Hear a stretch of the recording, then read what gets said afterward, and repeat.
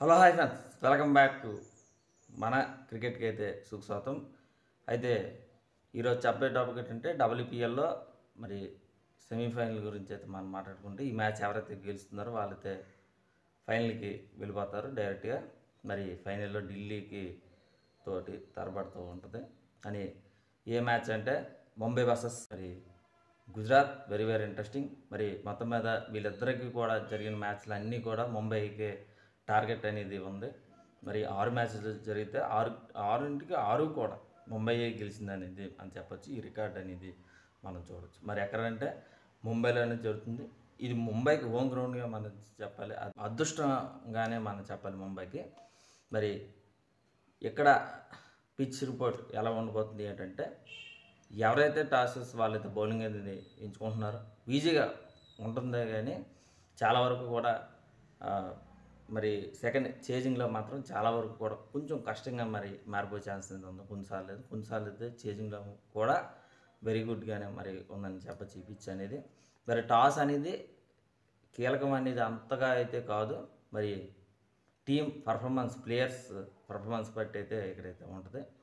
మరి మొత్తం మీద నాకు తెలిసినంత వరకు కూడా 190, 200 ప్లస్ కానీ చేస్తే చాలా వరకు కూడా మంచిగానే ఉండే ఛాన్స్ ఉంటుంది. 200 ప్లస్ దాటిస్తే చాలా చాలా బెటర్గా నాకైతే మరి అనిపిస్తుంది. చాలా బిగ్ స్కోర్గానే మనం చెప్పాలి. మొన్నటిసారి కూడా 200 ప్లస్గానే వచ్చింది.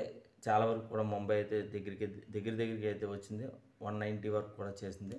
అయితే చేజింగ్లో అయితే కాస్త తరబడింది అనేది మనం చెప్పచ్చు. లాస్ట్ వరకు పోరాడింది, మరి ఓడిపోయింది ముంబై కూడా. మరి మొత్తం మీద అలాంటి స్కోర్ అనేది ముంబైకైనా వచ్చిందంటే చాలా వరకు కూడా ముంబై ఫైనల్కి వెళ్ళే ఛాన్స్ ఎక్కువ మనకి కనిపిస్తుంది.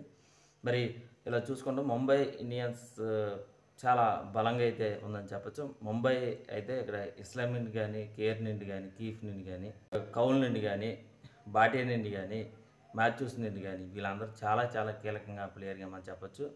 మాథ్యూస్ అండ్ కేర్ అయితే ఓపెనర్లో భాగంగా చాలా బాగా రాణిస్తున్నారని చెప్పచ్చు. మరి ఫస్ట్ ఓపెనర్స్ మొత్తం కూడా వెరీ వెరీ ఇంట్రెస్టింగ్ పర్ఫార్మెన్స్ చెప్పచ్చు. మిడిల్ ఆర్డర్ కూడా ఎక్సలెంట్గా మరి ఉందని చెప్పచ్చు. మరి బౌలింగ్లో కూడా ఎక్సలెంట్గా మరి అయితే ఉందనేది మనం చెప్పాలి. ఇలా చూసుకుంటే చాలా బలంగా అయితే ఉందనేది మనం చెప్పాలి. మరి ఫీల్డింగ్ అయితే చూసుకుంటే చాలా చాలా మంచిది చాలు.